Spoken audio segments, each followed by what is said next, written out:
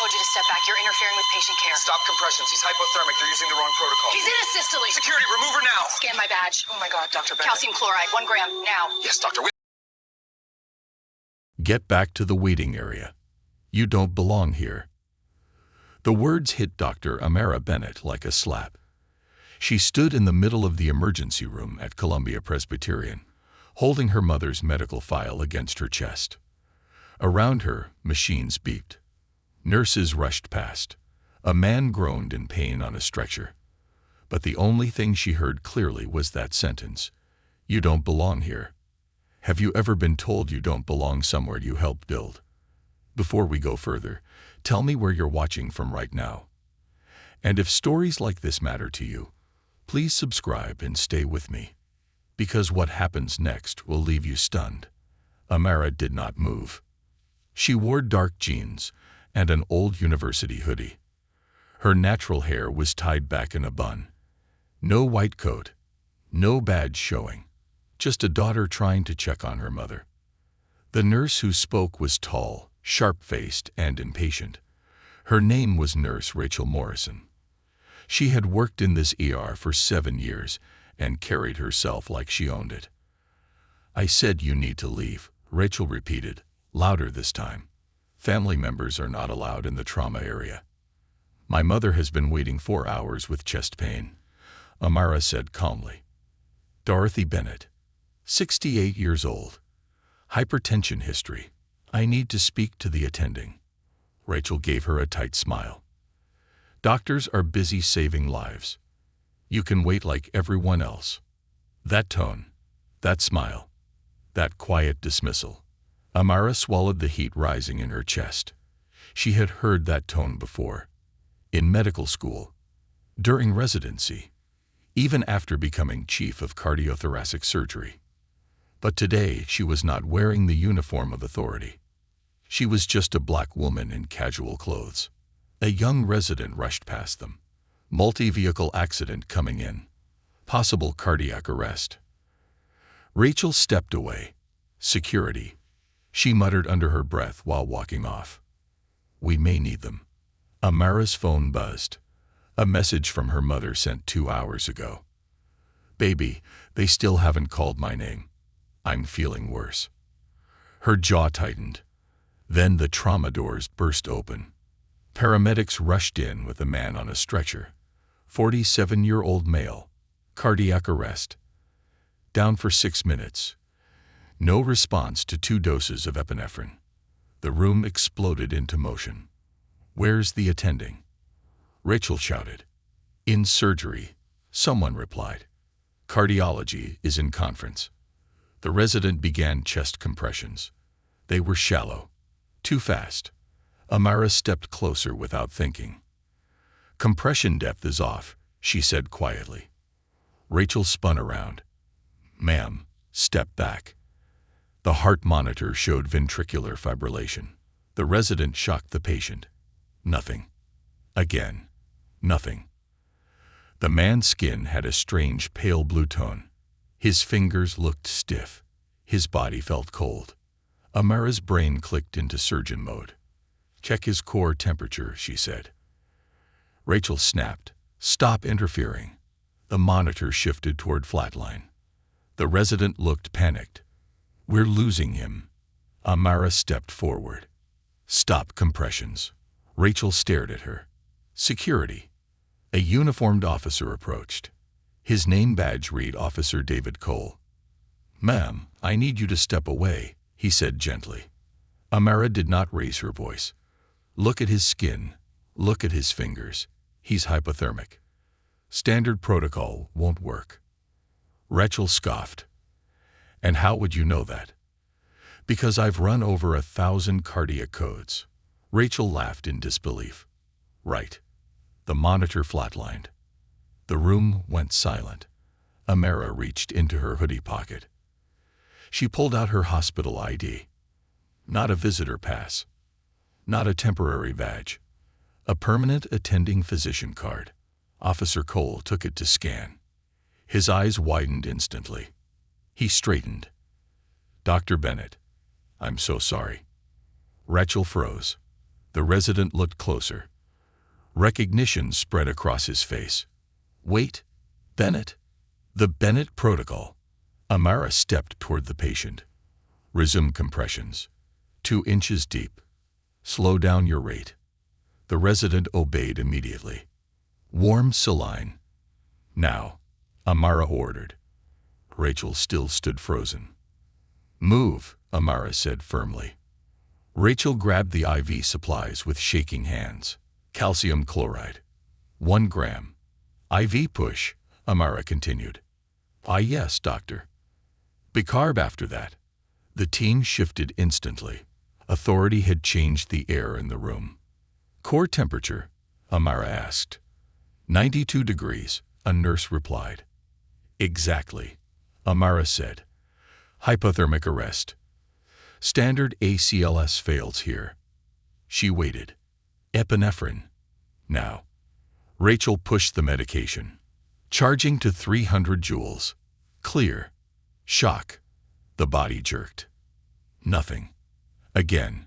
360 joules. Shock. The monitor flickered. A weak rhythm appeared. Sinus tachycardia. The resident shouted. We have a pulse. The room released a breath all at once.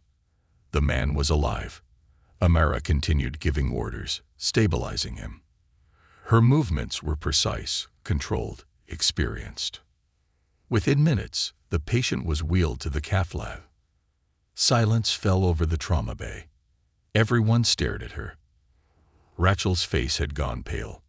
You're Dr. Amara Bennett, she whispered. Yes. Rachel looked like the ground had disappeared beneath her. Amara turned to her.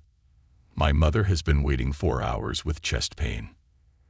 Rachel opened her mouth, but no words came out. 68-year-old black woman. Classic symptoms. Why was she not prioritized? I didn't realize. That is the problem, Amara said calmly. You didn't realize. Officer Cole shifted uncomfortably. The resident looked at the floor. Get cardiology, Amara continued. Now. Rachel rushed off. Within 10 minutes, Dorothy Bennett was being rolled into a cardiac evaluation room. An EKG confirmed what Amara already suspected. Severe blockage. Emergency angioplasty was scheduled immediately. As her mother was taken upstairs, Amara stood alone in the hallway for a moment. Her hands finally trembled. Not from fear. From anger held too long. Dr. Richard Morrison, the ER attending, rushed toward her. I just heard what happened. Amara, I had no idea. Of course you didn't, she replied quietly. He ran a hand through his hair. Rachel should never have. This isn't just Rachel, Amara interrupted. Check your data. Look at wait times by race. Look at triage priority. The pattern is there. He stared at her. Pull the security footage, she continued. Call a board meeting. Because today you almost lost 2 patients. One of them was my mother. Down the hallway, Rachel stood frozen, watching everything collapse around her. She had told the chief of cardiac surgery that she did not belong. And now the entire hospital knew. But this was only the beginning. Because what Dr. Amara Bennett decided to do next would shake Columbia Presbyterian to its foundation. The emergency board meeting was called the next morning at 8 a.m. Every department head sat around the long polished table. The hospital CEO, legal counsel, human resources, chief of emergency medicine, senior nursing supervisors. The air felt heavy, like a storm was about to break. Dr. Amara Bennett sat at the center. She was not wearing a hoodie today. She wore her white coat, her title stitched clearly over her heart. Chief of Cardiothoracic Surgery. Across the table sat Nurse Rachel Morrison. Her eyes were swollen from crying. She looked smaller than she had the day before. The CEO, Linda Carver, cleared her throat. Dr. Bennett, we've reviewed the preliminary incident report. We want to hear directly from you. Amara folded her hands calmly on the table. My mother arrived at 1:12 p.m. with chest pain, shortness of breath, and nausea. She waited 4 hours without an EKG. During that time, a white male patient who arrived 30 minutes after her with similar symptoms was evaluated within 12 minutes. Silence. She tapped the screen beside her. A slide appeared. Charts. Numbers. Data. I have been tracking emergency room disparities for 11 months, she continued. Black patients presenting with cardiac symptoms in this hospital wait an average of 43% longer than white patients. Dr. Morrison shifted in his seat. That cannot be intentional. It doesn't have to be intentional to be deadly, Amara replied. Legal counsel leaned forward. Are you suggesting systemic discrimination? I am stating measurable facts, Amara said calmly. She clicked again. Another slide appeared. Specific case examples. Timestamps. Outcomes. 3 black women over 60 were discharged last year with anxiety diagnoses. 2 returned within 48 hours with confirmed myocardial infarctions. 1 did not survive. The room went cold. Rachel's breathing grew shaky. Linda Carver looked at the numbers again. How long have you had this data? Long enough, Amara answered. Dr. Morrison rubbed his temples. Why didn't you bring this to us sooner? I did, she said evenly. Twice. It was labeled coincidence. No one spoke. Rachel suddenly stood up. Her voice trembled. I need to say something. All eyes turned to her. I treated Dr. Bennett like she didn't belong. I threatened to remove her instead of verifying her identity. I delayed her mother's evaluation because I assumed she was overreacting. Her voice cracked. I was wrong. The room remained silent. I never thought of myself as biased, Rachel continued. I thought I treated everyone equally, but yesterday showed me that I react differently based on appearance. That difference almost costs someone their life. Amara watched her carefully. Linda Carver folded her hands. Dr. Bennett, what are you requesting from this board? Amara did not hesitate. Immediate protocol revision in trade scoring for cardiac symptoms. Blind review of patient intake where possible. Mandatory bias recognition training for all ER staff. Public reporting of demographic wait time data. And establishment of a patient advocacy unit.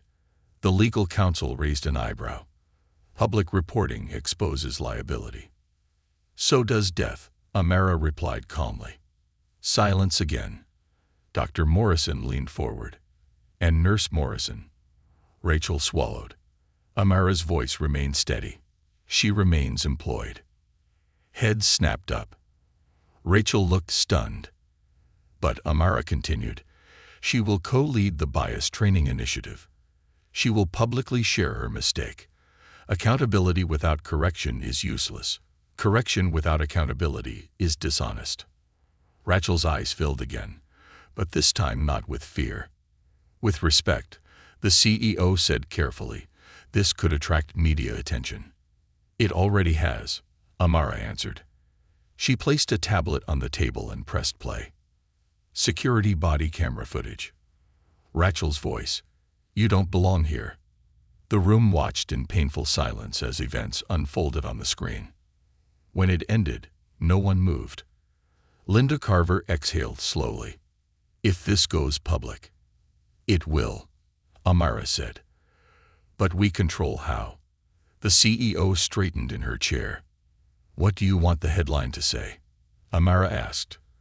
Hospital covers up bias, or hospital confronts bias and reforms system. Minutes passed like hours. Finally, Linda nodded. Approved, she said. All reforms. The board members murmured agreement. Rachel sat down slowly, overwhelmed. The meeting ended with urgency instead of denial. Within hours, emails were sent. Emergency policy drafts circulated. Data teams were assigned. But outside that boardroom, something else was happening. A local reporter had already received an anonymous tip. By 3 p.m., the headline was Live. Chief surgeon saves life after being told she didn't belong. The story spread fast. Social media exploded. Former patients shared stories, some supportive, some painful. By evening, national outlets were calling. Amara ignored her phone until she finished surgery that afternoon. When she finally checked it, she had over 200 unread messages. Kyle, the resident from the ER, approached her outside the OR. "Dr. Bennett," he said quietly, "half the residents want to volunteer for the advocacy unit." She studied his face. "Why?" she asked. "Because yesterday was uncomfortable," he admitted. "And I realized I've ignored things before. Small comments. Different tones. I didn't want to see it." Amara nodded once. Seeing it is the first step. That night, she sat beside her mother's hospital bed. Dorothy Bennett looked stronger already. "You shook that building, didn't you?"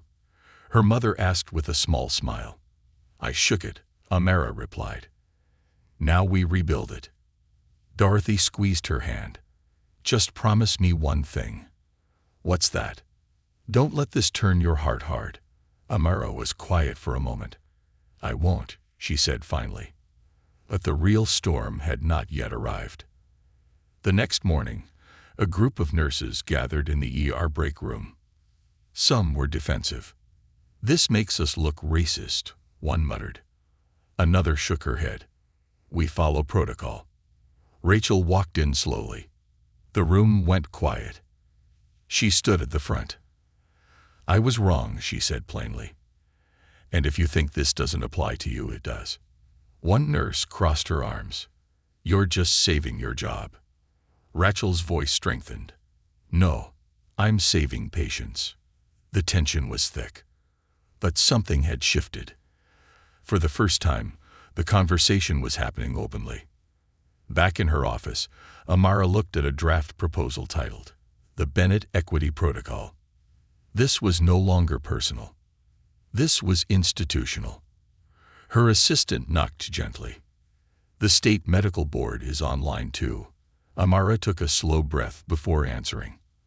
"Dr. Bennett," the voice said, "we would like to discuss expanding your protocol statewide." She closed her eyes briefly. The ripple was growing, and she knew something important. If she had shown her badge immediately that day, none of this would have happened. Sometimes silence exposes truth louder than shouting.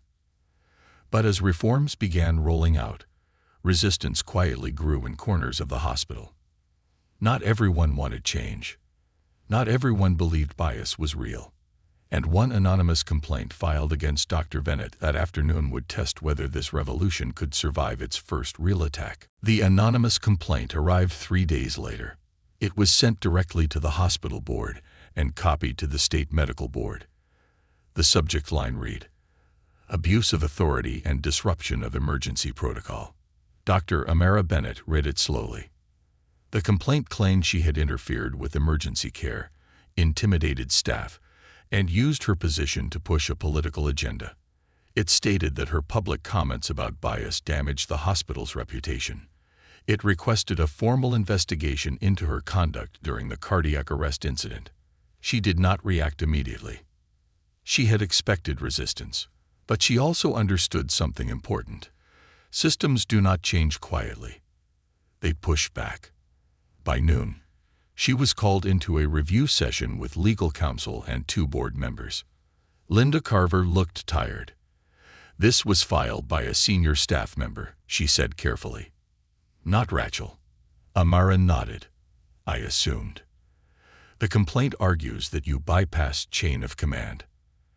"I saved a dying patient," Amara replied calmly.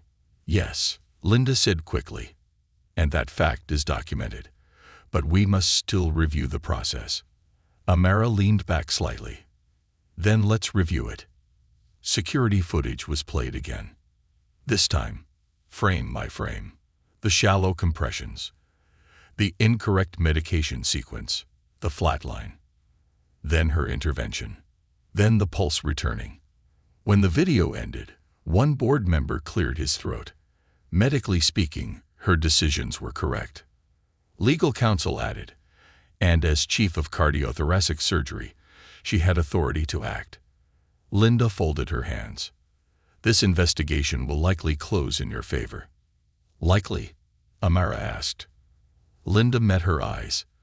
There are people who believe you embarrassed the department publicly. Amara's expression did not change. Truth feels like embarrassment to those exposed by it. The room fell silent. Outside that meeting room, media attention continued to grow. The story had expanded beyond one hospital. Other nurses from different institutions were speaking out. Patients were sharing long wait time stories online. Advocacy groups were demanding transparency in emergency triage data nationwide.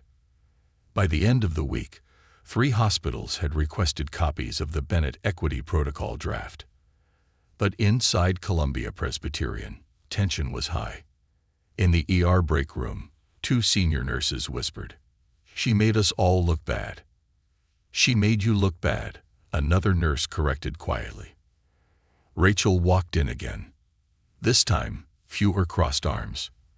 She set down printed data sheets. "These are our own numbers," she said firmly. "Not opinions. Numbers." A nurse glanced down and frowned. "This can't be right." "It is," Rachel replied. "I helped pull it." The room grew quiet. Rachel took a slow breath. "I keep thinking about how confident I felt telling her she didn't belong. That confidence didn't come from nowhere. It came from habit." No one argued. Upstairs, Dorothy Bennett was being discharged. Her recovery had been smooth. The angioplasty had prevented major damage. She walked slowly but proudly toward the exit beside her daughter. "Look at you," Dorothy teased softly. "Changing the world before lunch." Amara gave a small smile, one policy at a time. Outside the hospital, a small group of reporters waited. "Dr. Bennett," one called, "do you believe racism nearly killed your mother?" Amara paused. She could have given an angry answer, a viral answer. Instead, she chose precision. "I believe delay nearly killed my mother," she said clearly, "and I believe delay is not distributed equally." Pens moved quickly. "Are you accusing your hospital of discrimination?" "I am accusing the healthcare system of blind spots," she answered. "And blind spots are dangerous." That evening, the investigation officially closed. The findings were clear. Dr. Amara Bennett acted within her authority. Her medical decisions were correct. No protocol violation occurred. The anonymous complaint was dismissed. But something unexpected followed. Linda Carver called her again. "We want to expand your role," she said. "Chief of System-Wide Equity Implementation." Amara blinked once. "That title is long." "It comes with authority," Linda replied. There it was. Not just approval. Power. Power to change intake systems. Power to mandate training. Power to require data transparency. She accepted. Within 3 months, triage software was updated to remove subjective language flags. Bias training became mandatory for all AR hires. Wait time dashboards were displayed internally by demographic categories. Patient advocacy staff were stationed directly in emergency waiting rooms. Resistance did not disappear overnight. But outcomes began shifting. 6 months later, internal data showed a 35% reduction in racial wait time gaps for cardiac symptoms. 9 months later, that number reached 54%. At the 1-year mark, the hospital published its first public equity report. It made national headlines again. But this time, the headline was different. Hospital leads nation in emergency equity reform. Rachel stood at the front of a packed training session one afternoon. Her voice was steady now. "I told a woman she didn't belong," she said. "That woman saved a life I could not. If you think you are immune to bias, that's your first warning sign." The room listened carefully. Kyle, not more confident as a resident, added during the session, "We are trained to trust data, so trust this data too." Officer David Cole began new security orientation sessions emphasizing verification over assumption. Change was no longer theoretical. It was structural. One quiet evening, Amara walked through the ER unnoticed, not because she lacked authority, but because she no longer needed to prove it. She paused near the waiting area. A black elderly woman sat holding her chest. Within 5 minutes of check-in, she was called for an EKG. Amara watched silently. No hoodie this time. No confrontation. Just systems working correctly. She stepped outside into the cool night air. Her phone buzzed with another hospital requesting implementation support. The ripple had become a wave. But she remembered something important. None of this started with a speech. It started with a sentence. "You don't belong here." And instead of fighting that sentence with anger, she answered it with competence. She did not destroy a career. She dismantled a pattern. 3 years later, the Bennett Equity Protocol would be active in over 100 hospitals nationwide. But that future began in one ER, with one decision: to step forward, to speak calmly, to save a life, and to refuse to leave.